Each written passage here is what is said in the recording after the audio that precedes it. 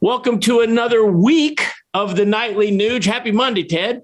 Yes, it is a happy Monday. And God bless and a thank you and a salute to everybody out there that's supporting the Nightly Nuge. Keith, I think we're bringing truth, logic, common sense, and all the evidence to support our life, liberty, and pursuit of gonzo happiness, American dream. God bless everybody. Be sure you tell everybody in your lives, check out the Nightly Nuge, because it's not my hunch. It's not my presumption. It's not my guess. Truth, logic, and common sense and unlimited evidence to support it is good for the American dream. So everybody spread the word and get out there, and let's get more and more great American families to celebrate the Nightly Nuge, because I'm nightly very nugish. Yeah. Well, you know what, Ted? To entice our listeners to participate, we're going to do something today that we've never done. We've had a lot of people start corresponding to the Nightly Nuge with questions that they want you, topics they want you to address. And so let's just start with this. Dan Clegg from Baser, Kansas, he writes in and he says, why do progressives push electric vehicles when it takes coal power to recharge them? Pretty interesting question. What's your take on that, Ted? Well, what's this questionnaires name? Dan Clegg. Dan. Hallelujah, Dan. A huge, I wish I could put capital letters in glaring, exploding light. D-U-H, explanation mark. Duh. The whole electric car debacle, absolutely environmental curse. Let's examine the science, shall we? Where does all the lithium come from? Our enemies. And what happens to that toxic environmental destroying lithium after the batteries go bad? Green breath dirt bags. You've got to be kidding me.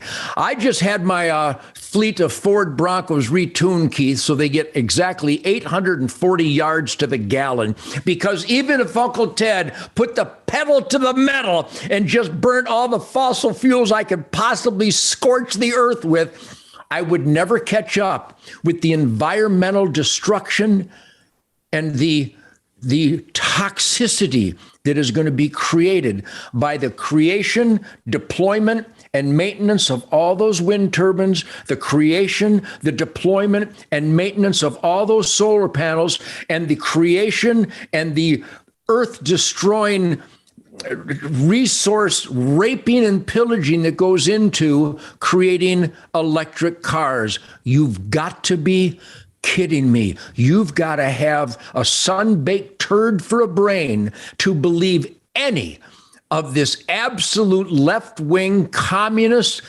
greedy, Bill Gates, corrupt government monster that they're creating with the so-called Green New Deal. It's the worst thing in the history of environmental pollution, way worse than the Industrial Revolution. That's my take on it, based on my scientific master friends. You know, I have a follow-up of my own, Ted. We were energy independent under President Trump's administration. And now, with the closing of pipelines, which lost a lot of union jobs, and there's some other topics that go with that, but they opened up the Russian pipeline, and we're paying exorbitant amounts at the gas pump. What's your take on the energy independence debacle? Once again, I'm addicted to truth, logic, and common sense. I was born in Detroit at the rip-roaring tsunami of the Industrial Revolution.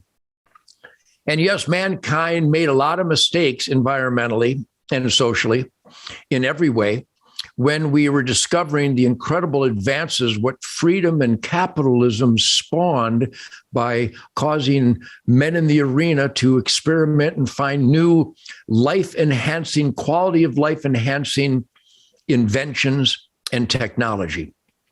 So in my beloved Detroit, Michigan, Lake Erie was so abused by the Industrial Revolution pollutants that Lake Erie would occasionally catch fire. It would spontaneously combust. But you know what? Fishermen, trappers, and waterfowl hunters started sounding the alarm. And it wasn't long before we, the people, put in regulations to enhance the Industrial Revolution advancement while making sure that we are environmentally accountable. And now, and for many years, this once spontaneously igniting Lake Erie has become the number one walleye and smallmouth bass fishery on planet Earth in a healthy water environment, aqua environment. Great duck hunting, great fishing, great beavers and muskrats and river otters. So we, the people, when we identify a problem, we, the people, can demand regulations to fix it while not strangling advancements in technology and quality of life, industrial progress. That being said, nothing says what I just said better than energy independence. So again, the jury is not still out unless your brain is still out. Energy independence, good. We, the people, monitoring our responsible environmental responsibilities, good. Turning over our energy dependency to the enemies of America, bad. Case closed. Well, powerful stuff. And Dan, thanks for sending in your question. And Ted and I encourage all of you out there that are listening, if there's a topic that you want to hear Ted's take on, send it in to the Nightly Nuge, and we'll get the boss's take on it. Ted, have a good rest of your night. I promise I'm having a good everything.